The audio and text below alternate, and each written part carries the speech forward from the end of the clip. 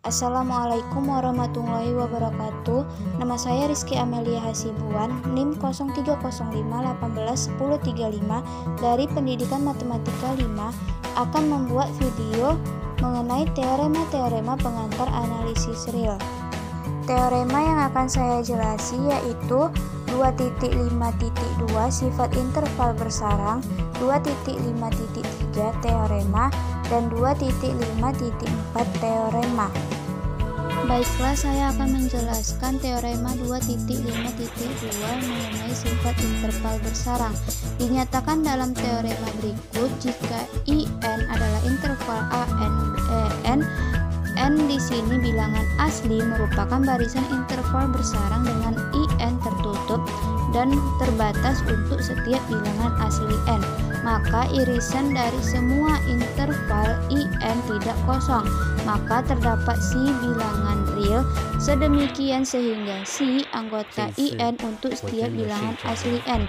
Pembuktiannya, karena interval-interval itu bersarang, karena IN termuat dalam I1 untuk setiap bilangan asli N, maka AN lebih kecil daripada sama dengan B1 untuk setiap bilangan asli N. Jadi himpunan A yang sama dengan himpunan bilangan AN dengan N, anggota himpunan bilangan asli N merupakan himpunan yang terbatas di atas, dan karena itu A mempunyai supremum, sebutlah C sama dengan supremum A, akan dibuktikan bahwa C lebih kecil daripada atau sama dengan BN untuk setiap bilangan asli.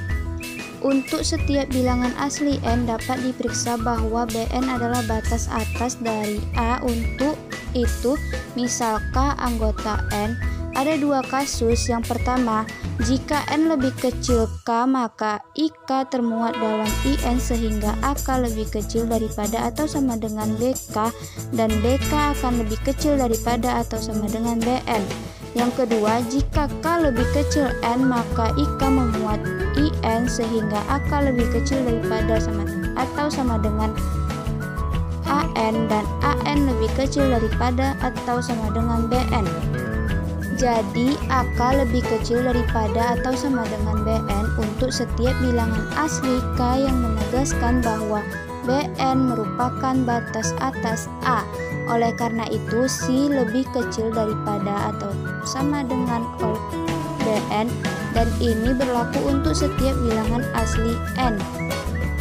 Akibatnya, C berada di antara AN, BN untuk setiap bilangan asli N. Dengan kata lain, C adalah anggota irisan dari semua interval IN.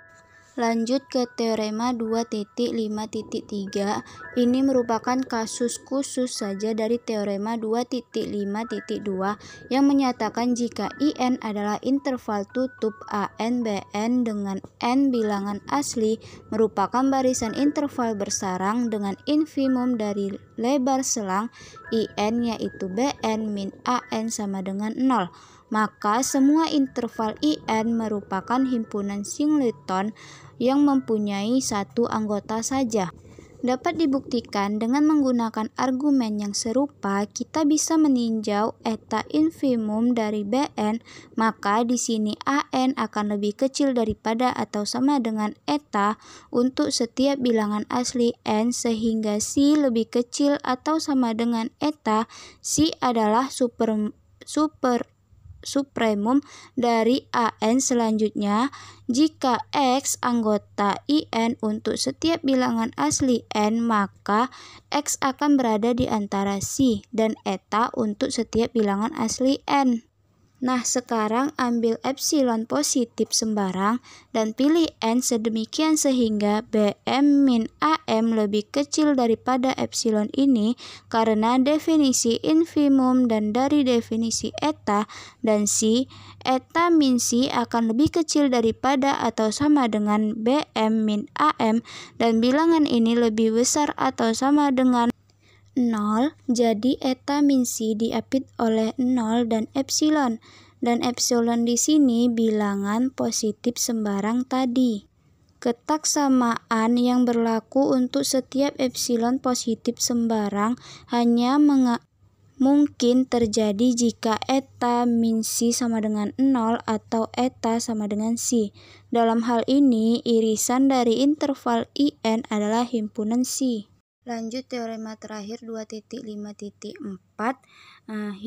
di mana himpunan R dari bilangan real tidak dapat dihitung, maka dapat dibuktikan bahwa satuan interval I sama dengan 0,1 adalah satu set yang tak terhitung.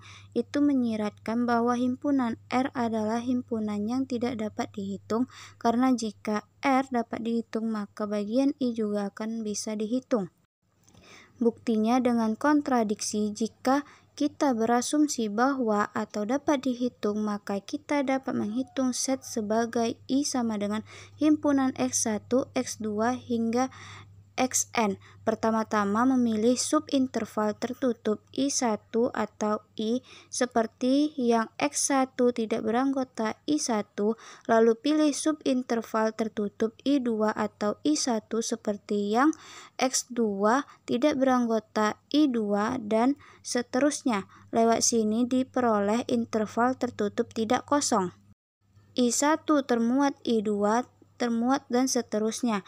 Seperti yang IN memuat I dan Xn tidak beranggotaan IN untuk semua N, properti interval bersarang menyiratkan bahwa ada benarnya C beranggota I, seperti C beranggota IN untuk semua N. Oleh karena itu, C tidak sama dengan Xn untuk semua N bilangan asli, sehingga pencacahan atau bukanlah daftar lengkap unsur-unsur I seperti yang diklaim. Oleh karena itu, I adalah set tak terhitung.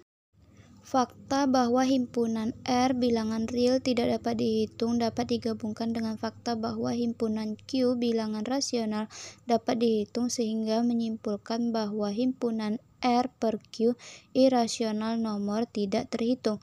Memang karena penyatuan dua set yang dapat dihitung, jika R per Q adalah dapat dihitung, maka karena R sama dengan Q, R per Q, kita menyimpulkan bahwa R juga A set yang dapat dihitung, yang merupakan kontradiksi. Oleh karena itu, himpunan bilangan irasional R per Q adalah AN set tak terhitung.